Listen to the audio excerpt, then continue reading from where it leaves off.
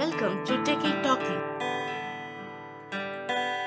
Hello friends, in this video I'll be explaining about the modules in Python.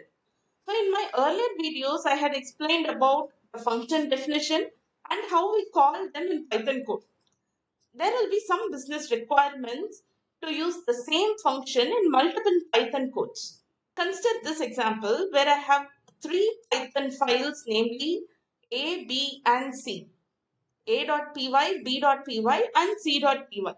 And in each of these files, I'm using the function which is fn underscore abc. This function is getting repeated in three Python files, and any change to this function will have to be made in all the three files. Python provides a way to have these function definitions in a file and use them in other files. This kind of file is called a module.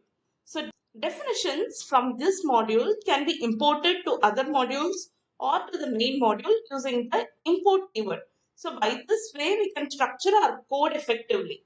Here I have a Python file, namely abc.py, where I have defined a function which is fn underscore abc, and I can import this module in other Python files which are a.py, b.py and c.py. Python provides a wide range of modules or libraries that we can make use of while developing our code. In general, there are two types of modules. One is the built-in module and the other is the user-defined module. Built-in modules are the ones which are provided by Python, and I'll be releasing videos on the Python built-in modules. So in this video, I'm going to explain about the user-defined modules by which you get to know how modules are developed and how they work. This video will help you create your own customized module. So let me show you a sample code in Python.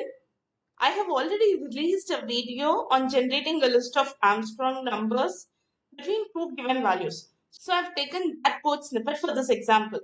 In my project, under the root library, I have created a file named armstrongnumber.py where I have a function definition that is going to accept two input values, which are the start number and the end number, and the Armstrong numbers will be generated between these two values. And this is the logic for defining Armstrong numbers.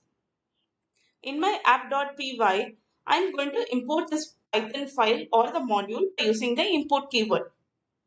So I'm giving import Armstrong number as ARM. The reason why I'm giving the alias name here is that I'm going to refer to this module name in the next lines of code.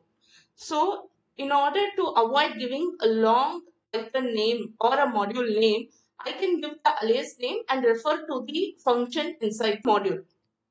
Since this Armstrong number.py is going to get two input values, I'm getting the user input in this app.py, so which are going to be the start number and the end number. And in my next statement, I'm calling the function which is armst underscore no.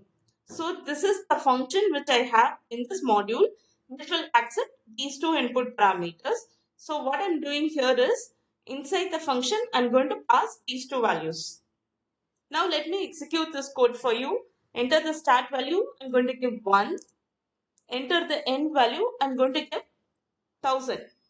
So you can see that the Armstrong numbers between 1 and 1000 gets printed on the screen. Hey guys, hope you now understood how to write a module in Python and make use of them in other modules. Thank you for watching this video. If you have any queries, you can reach out to me at techietalkee@gmail.com. Happy learning and have a great day.